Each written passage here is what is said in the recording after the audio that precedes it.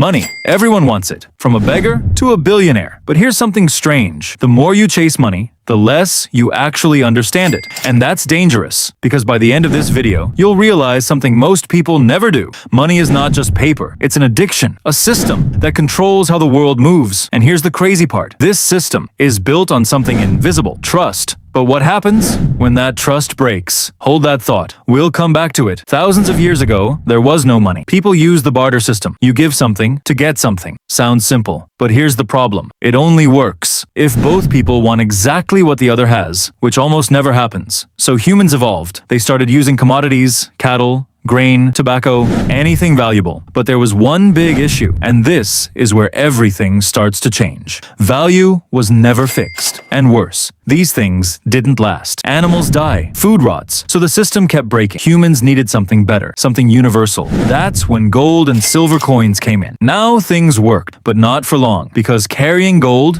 was risky, heavy, easy to steal, and that problem led to a decision that changed the entire world forever. People gave their gold to goldsmiths for safekeeping, and in return, they got a simple piece of paper, a receipt. I owe you. Now here's where it gets interesting. People stopped using gold and started using that paper instead, because everyone believed if there's a receipt, there must be gold. And this is the moment money stopped being real and started becoming belief. But then something happened that most people still don't understand. Greed. The goldsmiths realized no one was coming back for their gold. So they did something bold. They started printing more receipts, even without gold. And just like that, money was no longer backed by reality. It was backed by trust. And this exact system is still running today, just in a more advanced form. Now let me show you something. That might change how you see your bank forever. You deposit $1,000 in a bank. The bank keeps 10% and lends out the rest, $900. Sounds normal, right? But here's what most people miss. You still see $1,000 in your account, and the borrower sees $900, which means $1,900 now exists from just $1,000. Let that sink in. And this doesn't stop here. It keeps repeating again and again and again. This is called fractional reserve banking, and it's the reason money is mostly an illusion. In fact, over 90% of money today doesn't physically exist. It's just numbers on a screen.